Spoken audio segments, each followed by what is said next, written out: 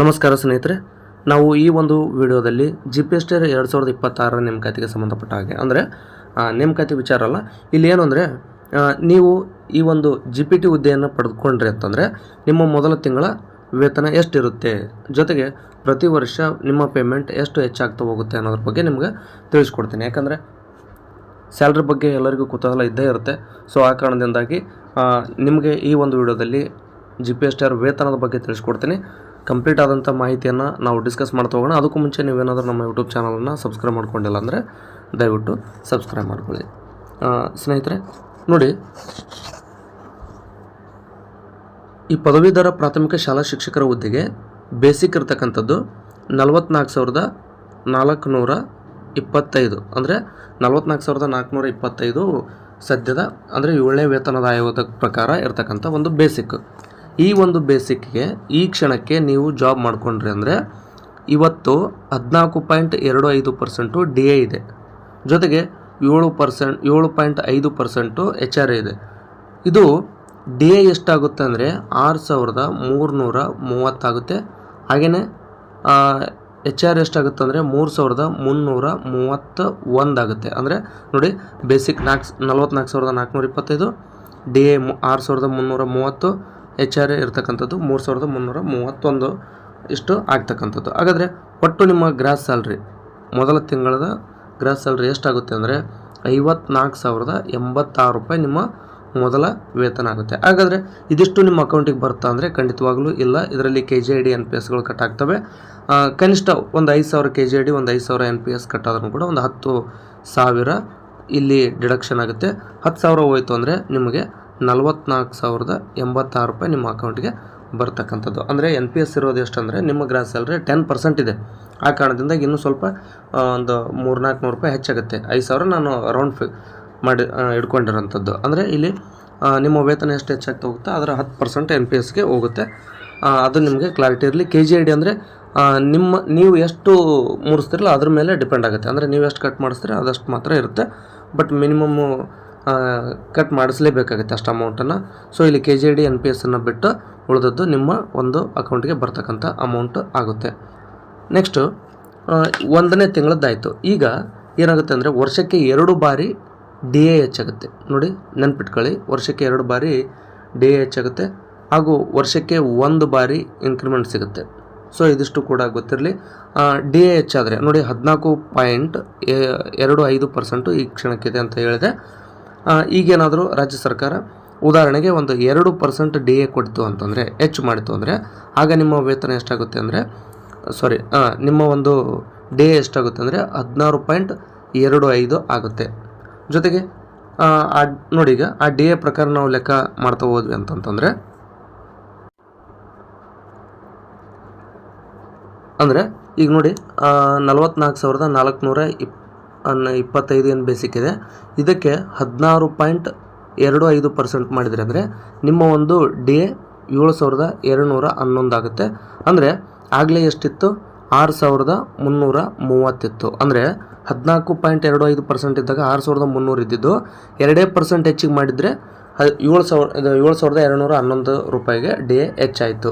ಈ ರೀತಿಯಾಗಿ ವರ್ಷಕ್ಕೆ 2 ಬಾರಿ ಅಂದರೆ 2% ಕೊಡ್ತಾರ ಅಂತಲ್ಲ, ಹೆಚ್ಚು ಆಗ್ಬೋದು, ಕಡಿಮೆನೂ ಆಗ್ಬೋದು. ಅಂದರೆ ಅದು ಸೆಂಟ್ರಲ್ ಗೌರ್ಮೆಂಟ್ ಎಷ್ಟು ಕೊಡುತ್ತೆ ಅದರ 0.75% ಕೊಡುತ್ತೆ. ಅಂದರೆ ಈಗ ಸೆಂಟ್ರಲ್ ಗೌರ್ಮೆಂಟು 1% ಹೆಚ್ಚು ಮಾಡಿದರೆ ಆಗ ರಾಜ್ಯ ಸರ್ಕಾರ 0.75 ಹೆಚ್ಚು ಮಾಡುತ್ತೆ.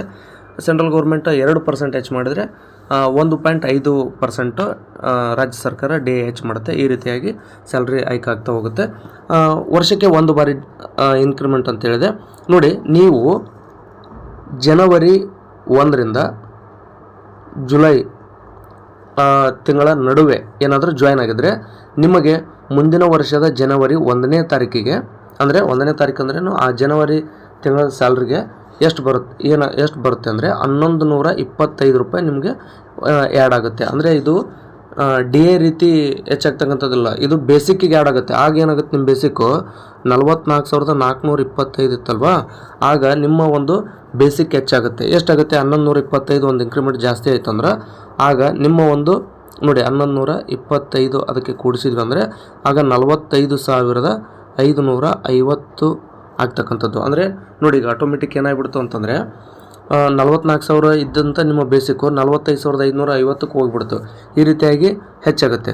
ಆಗೇನಾಗುತ್ತೆ 45,550 ಇದ್ದಂಥ ಬೇಸಿಕ್ಕಿಗೆ ಮತ್ತೆ ನೀವು ಡಿ ಎ ಎಷ್ಟಿತ್ತು ಎಷ್ಟು ಅಂತೇಳಿದ್ದೆ, ಇವತ್ತು ಈ ಕ್ಷಣಕ್ಕೆ 14 ಇದೆ. ಆದರೆ ನಿಮಗೆ ಒಂದು ವರ್ಷದ ನಂತರ ಇಂಕ್ರಿಮೆಂಟ್ ಬಂದಿರುತ್ತಲ್ವ, ಒಂದು ವರ್ಷದ ಒಳಗಡೆ ಏನಾಗಿರುತ್ತೆ 2 ಬಾರಿ ಡಿ ಎ ಹೆಚ್ಚಾಗಿರುತ್ತೆ. ಸೊ ಡಿ ಎ ನಾವು ಕೇವಲ 2% ಹೆಚ್ಚಾಗೈತೆ ಅಂತ ಅಂದ್ಕೊಂಡ್ರೂ ಕೂಡ 16.5% ಅಂತ ಹೇಳಿದ್ದೆ. ಆಗ ಎಷ್ಟಾಗುತ್ತೆ ಅಂದರೆ 7,515 ಆಗುತ್ತೆ. ನೋಡಿ 44,425 ಇದ್ದಾಗ ನಿಮ್ಮ ಡಿ ಎ ಇದ್ದಿದ್ದು 6,330. ಅದೇ 45,000 ಬೇಸಿಕ್ ಆದಾಗ ಎಷ್ಟಾಯಿತು 7,515. ನೋಡಿ ಇಷ್ಟೊಂದು ವೇತನ ಹೆಚ್ಚಾಗ್ತಾ ಹೋಗುತ್ತೆ. ಅಂದರೆ ನಿಮಗೆ ಕ್ಲಾರಿಟಿ ಇರಲಿ, ವರ್ಷಕ್ಕೆ 2 ಬಾರಿ ಡಿ ಎ, 1 ಇಂಕ್ರಿಮೆಂಟ್ ಬರುತ್ತೆ. ಇಂಕ್ರಿಮೆಂಟ್ನಲ್ಲಿ ಯಾವುದೇ ವ್ಯತ್ಯಾಸ ಇಲ್ಲ. ಪ್ರತಿ ವರ್ಷವೂ ಕೂಡ 1125 ನಿಮ್ಮ ಬೇಸಿಕ್ಕಿಗೆ ಆ್ಯಡ್ ಆಗ್ತಾ ಹೋಗುತ್ತೆ. ಆದರೆ ಡಿ ಎ ಆ ರೀತಿ ಅಲ್ಲ, ಡಿ ಎ ವರ್ಷಕ್ಕೆ 2 ಬಾರಿ. ಅಂದರೆ ಸೆಂಟ್ರಲ್ ಗೌರ್ಮೆಂಟ್ ಅನೌನ್ಸ್ ಮಾಡಿದ ನಂತರ ರಾಜ್ಯ ಸರ್ಕಾರಗಳು ಡಿ ಎನ ಹೆಚ್ಚು ಮಾಡ್ತಾ ಹೋಗ್ತವೆ. ಇದೊಂದು ಸಾಂಪ್ರದಾಯಿಕವಾಗಿ ನಡೆದು ಬಂದಂಥದ್ದು. ಆ ಕಾರಣದಿಂದಾಗಿ ಈ ಇಂಕ್ರಿಮೆಂಟ್ ಏನಿದೆಯಲ್ಲ, ಇಂಕ್ರಿಮೆಂಟೇ ಜಾಸ್ತಿ ಲಾಭ ಕೊಡುತ್ತೆ. ಹೆಂಗಂದರೆ ಇದು ಹೋಗಿ ಬೇಸಿಕ್ಕಿಗೆ ಆ್ಯಡ್ ಆಗುತ್ತೆ. 44,425 ಇದ್ದಿದ್ದು 45,550 ಆಗುತ್ತೆ. ಆಗ ಡಿ ಎನೂ ಹೆಚ್ಚಾಗುತ್ತೆ, ಎಚ್ ಆರ್ನು ಕೂಡ ಹೆಚ್ಚಾಗುತ್ತೆ. ಮತ್ತು ಮುಂದಿನ ವರ್ಷ ಮತ್ತೆ ವಾಪಸ್ ಏನಾಗುತ್ತೆ 1125 ಬಂದಾಗ ಆಗ ಮತ್ತೆ ನಿಮ್ಮ ಒಂದು ಬೇಸಿಕ್ ಹೆಚ್ಚಾಗುತ್ತೆ. ಅಂದರೆ ಪ್ರತಿ ವರ್ಷ 1125 ಬೇಸಿಕ್ಕಿಗೆ ಹೆಚ್ಚಾದ ತಕ್ಷಣ ನಿಮ್ಮ ಬೇಸಿಕ್ ಆಟೋಮೆಟಿಕ್ಕಾಗಿ ಹೆಚ್ಚಾಗ್ತಾ ಹೋಗುತ್ತೆ. ಆಗೇನಾಗುತ್ತೆ ಡಿ ಎ, ಎಚ್ ಆರು ಇವೆಲ್ಲವೂ ಕೂಡ ಹೆಚ್ಚಾಗ್ತಾನೆ ಹೋಗ್ತವೆ. ನೋಡಿ ಅಂದರೆ ಈಗ 1 ವರ್ಷ ಆಯಿತು ಅಂದ ತಕ್ಷಣ, ಅಂದರೆ ಈ ಕ್ಷಣಕ್ಕೆ ಇವತ್ತು ನೀವು ಅಪಾಯಿಂಟ್ ಆಗಿದ್ರಿ, ಈ ಕ್ಷಣಕ್ಕೆ ನಿಮ್ಮ ಸ್ಯಾಲ್ರಿ 44,425 ಬೇಸಿಕ್ ಇದೆ. ಮುಂದಿನ ವರ್ಷ ಎಷ್ಟಾಗುತ್ತೆ ನೋಡಿ, ಮುಂದಿನ ವರ್ಷ ಬರೀ ಜಸ್ಟ್ ನಾನು ಬೇಸಿಕ್ನಷ್ಟೇ ಹೆಚ್ಚಿಗೆ ಮಾಡ್ತಾ ಹೋಗ್ತೀನಿ. ಮುಂದಿನ ವರ್ಷ ಅದೆಷ್ಟಾಗುತ್ತೆ 45,550 ಆಗುತ್ತೆ. ಮತ್ತು ನೆಕ್ಸ್ಟ್ ವರ್ಷ ಏನಾಗುತ್ತೆ 46,675 ಆಗುತ್ತೆ. ಈಗ 46,675ಕ್ಕೆ ಡಿ ಎ ಅಷ್ಟೇ ಇರುತ್ತೇನ್ರಿ ಏನಾದರೂ ವಿಚಾರ ಮಾಡಿರಿ ನೀವು. ಅಂದರೆ ಈ ಒಂದು ವರ್ಷಕ್ಕೆ 2% ಹೆಚ್ಚಾಗ್ತಾ ಹೋದ್ರೂ ಕೂಡ, ಅಂದರೆ ವರ್ಷಕ್ಕೆ 2 ಬಾರಿ ಡಿ ಎ ಹೆಚ್ಚಾಗುತ್ತೆ. ಪ್ರತಿ ಸರಿ 2 ಬಾರಿ 2% ನಂಗೆ ಹೆಚ್ಚಾಗ್ತಾ ಹೋದ್ರೂ ಕೂಡ 3-4% ವರ್ಷಕ್ಕೆ ಡಿ ಎ ಹೆಚ್ಚಾಗುತ್ತೆ.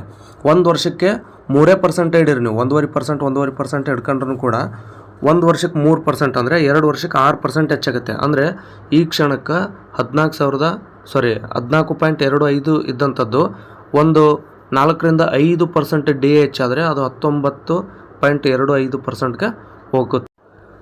19.25% ಹೆಚ್ಚಾದ ತಕ್ಷಣ ನಿಮ್ದು ಎಷ್ಟಾಗುತ್ತೆ ಅಂದರೆ ನೋಡಿ, ಬೇಸಿಕ್ 46,675 ಇದ್ದಾಗ 19.25%ಗೆ ನಾವು ಸ್ವಲ್ಪ ಲೆಕ್ಕಾಚಾರ ಹಾಕ್ಕೊಂಡ್ರೂ ಕೂಡ ಆಗ ನಿಮ್ಮ ಒಂದು ಡಿ ಎ 8,984 ಅಂದಾಜಾಗುತ್ತೆ. 3,500ವರೆಗೆ ನಿಮಗೆ ಎಚ್ ಆರ್ ಸಿಗುತ್ತೆ. ಒಟ್ಟಾರೆಯಾಗಿ ಅವತ್ತು ಅಂದರೆ ನೀವು ಜಾಯ್ನ್ ಆಗಿ 1.5 ಅಥವಾ 2 ವರ್ಷಕ್ಕೆ ನಿಮ್ಮ ಒಂದು ವೇತನ 59,000ವರೆಗೂ ಕೂಡ ಬರುತ್ತೆ. ಅಂದರೆ ನೋಡಿ, ಮೊದಲು ಎಷ್ಟಿತ್ತು 50,086 ಇತ್ತು. 2 ವರ್ಷಕ್ಕೆ 9,000, 8ರಿಂದ 9,000ವರೆಗೂ ಹೆಚ್ಚಾಗ್ತಾ ಹೋಗುತ್ತೆ. ಅಂದರೆ ಇದು ಗ್ರಾಸ್ ಸ್ಯಾಲ್ರಿ ಆಯಿತು. ಬಟ್ ಅದು ಏನಾಗುತ್ತೆ ಅದು KGID ಮತ್ತು NPS ಕಟ್ಟಾಗಿ ಉಳಿದಂಥ ಅಮೌಂಟು ನಿಮ್ಮ ಅಕೌಂಟ್ಗೆ ಬರ್ತಕ್ಕಂಥದ್ದು. ಸೊ ಒಂದು ಕ್ಲಾರಿಟಿ ನಿಮಗೆ ಸಿಕ್ಕಿದೆ ಅಂತ ನಾನು ಭಾವಿಸಿದ್ದೀನಿ. ಒಂದು ಒಳ್ಳೆ ಸ್ಯಾಲ್ರಿ ಇದೆ. ಇಂಥ ಹುದ್ದೆಯನ್ನು ಯಾವುದೇ ಕಾರಣಕ್ಕೂ ಮಿಸ್ ಮಾಡ್ಕೊಳಕ್ಕೆ ಹೋಗಬೇಡಿ. ನಿಮಗೆ 54,000ವರೆಗೆ ಮೊದಲ ತಿಂಗಳ ವೇತನ 54 ಇತ್ತಲ್ವ, 59 ಅಂದರೆ 5,000 ಹೆಚ್ಚಾಗುತ್ತೆ. ನೋಡಿ, ಒಂದು ವರ್ಷಕ್ಕೆ ಅಂತ ಇಲ್ಲ ಅಂದರೂ ಕನಿಷ್ಠ ಅಂದ್ರೂ ಕೂಡ 2,500ವರೆಗೂ ಹೆಚ್ಚಾಗುತ್ತೆ. ಅಥವಾ ಒಮ್ಮೊಮ್ಮೆ ಡಿ ಎ ಹೆಚ್ಚು ಕೊಟ್ಟರು ಅಂದರೆ 3,000ವರೆಗೂ ಕೂಡ ಹೆಚ್ಚಾಗುತ್ತೆ. ಅಂದರೆ ಒಂದು ವರ್ಷಕ್ಕೆ 2,500ರಿಂದ 3,000 ಹೆಚ್ಚಾಗುತ್ತೆ. 2 ವರ್ಷ ನೀವು ಪ್ರೊಬೆಷನರಿ ಮುಗಿಯೋಷ್ಟರಲ್ಲಿ ಕನಿಷ್ಠ 5,000ರಿಂದ 6,000 ವೇತನ ಹೆಚ್ಚಾಗಿರುತ್ತೆ. ಅಂದರೆ 54,000 ಒಂದನೇ ಸ್ಯಾಲ್ರಿ ನೀವು ತೊಗೊಂಡ್ರೆ ಅಂದರೆ ನಿಮ್ಮ ಪ್ರೊಬೆಷನರಿ ಮುಗಿಯೋದ್ರೊಳಗಡೆ 60,000ವರೆಗೆ ನಿಮ್ಮ ಸ್ಯಾಲ್ರಿ ಬಂದಿರುತ್ತೆ. ಇದು ಗೊತ್ತಿರಲಿ, ಹೆಚ್ಚು ಕಡಿಮೆ ಒಂದು 60,000ವರೆಗೆ ಆಗುತ್ತೆ. ಇದೆಲ್ಲವೂ ಕೂಡ ಅಂದಾಜು ಮಾಡಿರ್ತಕ್ಕಂಥದ್ದು. ಸೊ ಅಂದರೆ ಡಿ ಎ ನಾನು ಹೇಳ್ದಂಗೆ ಇರಲ್ವಲ್ಲ, ಡಿ ಎಲ್ಲಿ ಹೆಚ್ಚು ಕಡಿಮೆ ಆಗುತ್ತೆ. ಸರ್ಕಾರ ಎಷ್ಟು ಕೊಡ್ತಾ ಅದ್ರ ಮೇಲೆ ಡಿಪೆಂಡ್. ನಾನು ನಿಮಗೆ 1.5ರಿಂದ 2% ಮಿನಿಮಮ್ ಹಿಡಿದಿದ್ದೆ. ನಾನು ಇನ್ನೂ ಹೆಚ್ಚು ಕೊಡ್ಬೋದು, ಒಮ್ಮೊಮ್ಮೆ 2.5-3%ವರೆಗೂ ಕೊಡ್ಬೋದು. ಆಗ ನಿಮ್ಮ ಸ್ಯಾಲ್ರಿ ನಾ ಹೇಳೋದಕ್ಕಿಂತ ಹೆಚ್ಚಾಗುತ್ತೆ. ಅದಕ್ಕೋಸ್ಕರ ನಾ ಏನು ಮಾಡಿದ್ದೀನಿ, ಆದಷ್ಟು ಕಡಿಮೆನೇ ಡಿ ಎಯನ್ನು ಹಿಡಿದಿರ್ತಕ್ಕಂಥದ್ದು. ಇಂಕ್ರಿಮೆಂಟ್ ಅಂತೂ ಸೇಮ್, ಅದು 1125ರಲ್ಲಿ ಏನು ವ್ಯತ್ಯಾಸ ಇಲ್ಲ. ಮತ್ತು ಬೇಸಿಕ್ಕು ಕೂಡ ಸೇಮ್. ಬೇಸಿಕ್ ಏನಿದೆ 44,425 ಐತಲ್ಲ, ಅದಕ್ಕೆ ಪ್ರತಿ ವರ್ಷ 1125 ಇಂಕ್ರಿಮೆಂಟ್ ಆಗುತ್ತೆ. ಆಗ ಬೇಸಿಕ್ ಹೆಚ್ಚಾಗ್ತಾ ಹೋಗುತ್ತೆ. ಸೊ ಇದಿಷ್ಟು ವೇತನಕ್ಕೆ ಸಂಬಂಧಪಟ್ಟಂಥ ಮಾಹಿತಿ ಆಗಿತ್ತು. ವಿಡಿಯೋ ಇಷ್ಟ ಆಗಿದ್ದರೆ ಲೈಕ್ ಮಾಡಿ, ದಯವಿಟ್ಟು ನಿಮ್ಮ ಸ್ನೇಹಿತರೊಂದಿಗೆ ಶೇರ್ ಮಾಡಿಕೊಡ್ರಿ. ಜೊತೆಗೆ ಏನಾದರೂ ಡೌಟ್ ಉಳ್ಕೊಂಡಿದ್ರೆ ಕಮೆಂಟ್ ಮಾಡಿ, ನಿಮ್ಮ ಒಂದು ಪ್ರಶ್ನೆಗಳಿಗೆ ಉತ್ತರಿಸುವಂಥ ಪ್ರಯತ್ನವನ್ನು ಮಾಡ್ತೀನಿ ಅಂತ ಹೇಳ್ತಾ ಈ ಒಂದು ವಿಡಿಯೋನಲ್ಲಿ ಮುಗಿಸ್ತಾ ಇದ್ದೀನಿ. ಧನ್ಯವಾದ.